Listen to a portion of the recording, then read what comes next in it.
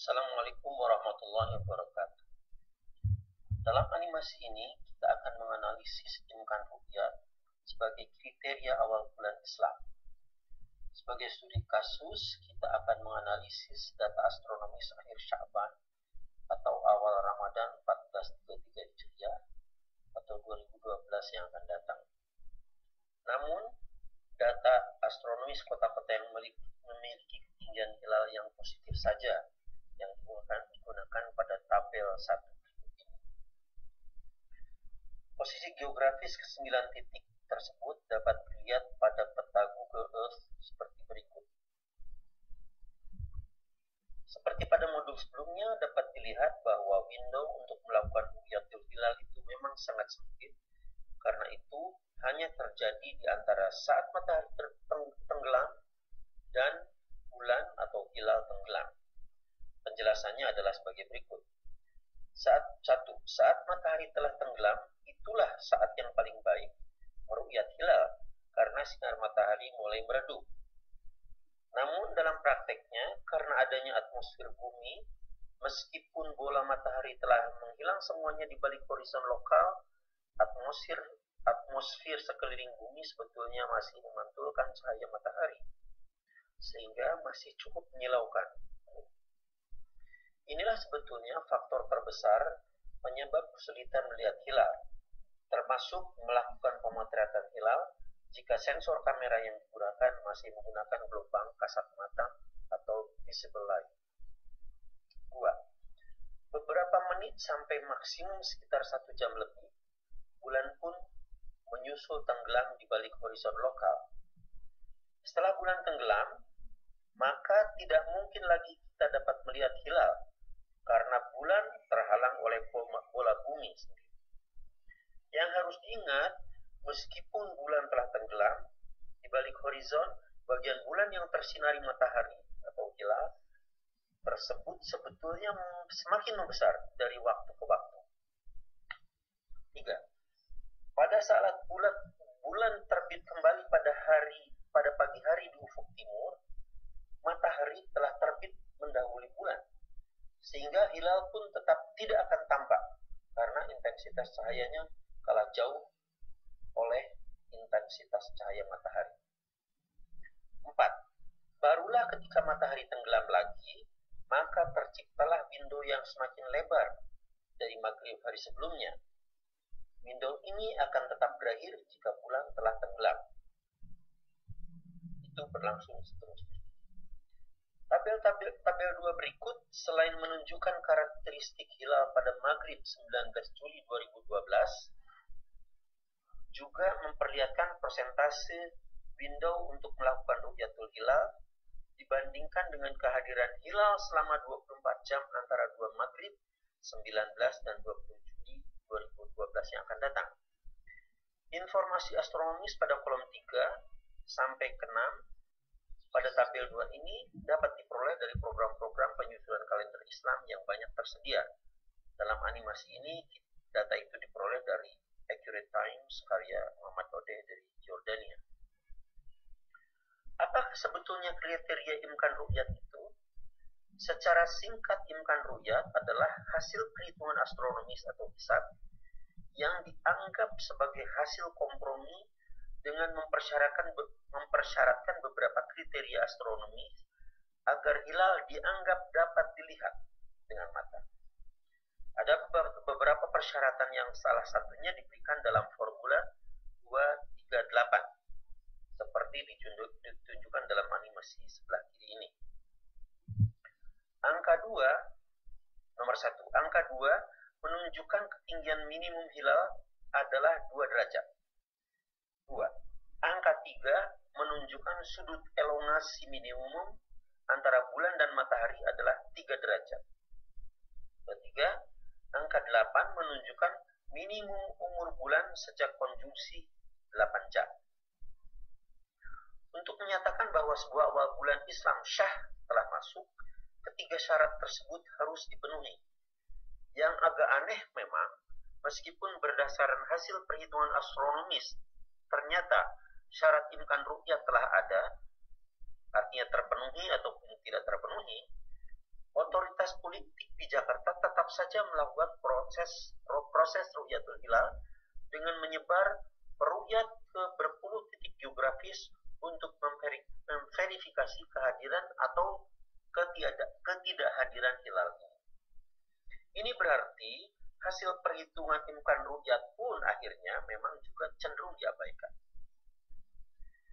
Kita lihat pada tabel 2, karena ketinggian hilal di Makassar dan Jakarta pada maghrib 19 Juli 2012 yang akan datang adalah kurang dari syarat imkan ru'yat 2 derajat, maka hampir dapat dipastikan bahwa otoritas Jakarta tidak akan mengakui 19 Juli 2012 yang akan datang sebagai awal Ramadan 1433 Hijriah. Apalagi karena konjungsi terjadi pada jam 12.24 waktu Indonesia Timur, maka ketika matahari tenggelam jam 18.05 pada 19 Juli 2012 di Makassar, berarti bulan baru berumur sekitar 5,5 jam saja. Ini berarti kurang dari 8 jam. Jadi kemungkinan terbesar yang akan terjadi adalah otoritas di Jakarta akan meminta umat Islam Indonesia untuk melakukan isti'mal atau menggenapkan menjadi 30 hari untuk bulan Sya'ban 1433. Tabel 3 ini menunjukkan karakteristik hilal di 2 maghrib berturut-turut pada 19 dan 20 Juli 2012 yang akan datang. Dari data astronomis pada kolom 4 sampai 7, maka informasi kolom 8 dan 9 dapat dihitung. Pada tabel ini kita akan menggunakan data ketinggian hilal untuk posisi yang paling timur, yaitu Makassar, sebagai referensi untuk menganalisis karakteristik hilal antara 2 maghrib tersebut. 1. Pada maghrib 19 Juli 2012, ketinggian hilal di Makassar adalah 1,4 derajat. Lihat kolom 4.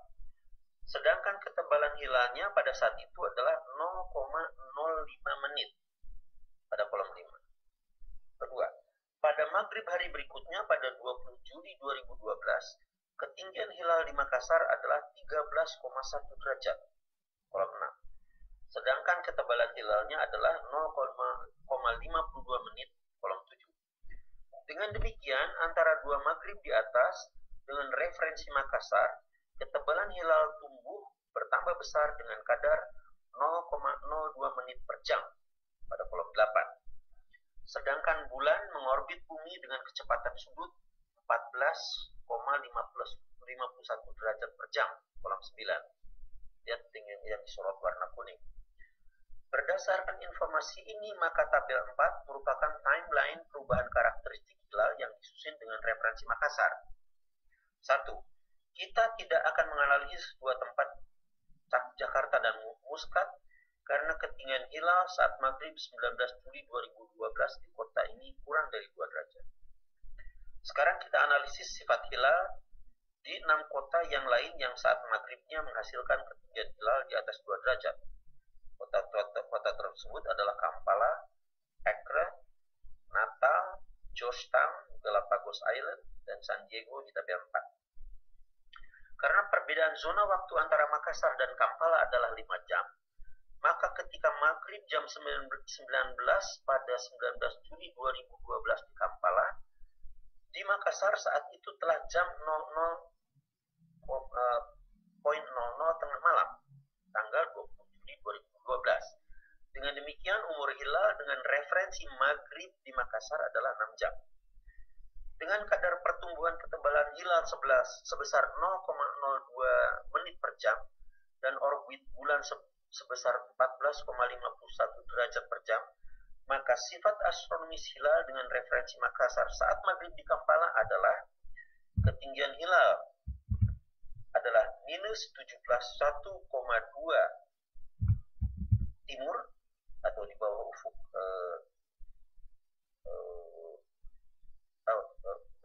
barat atau di bawah ufuk barat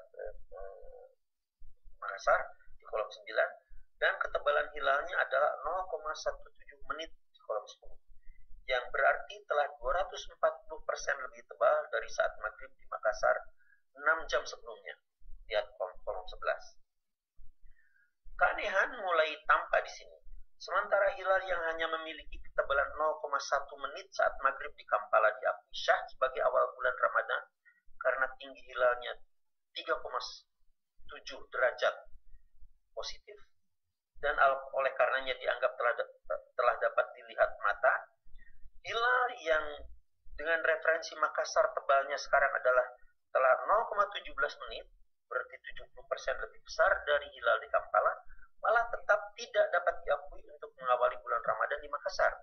Penyebabnya karena hilal tidak mungkin terlihat mata karena berada di bawah ufuk Makassar.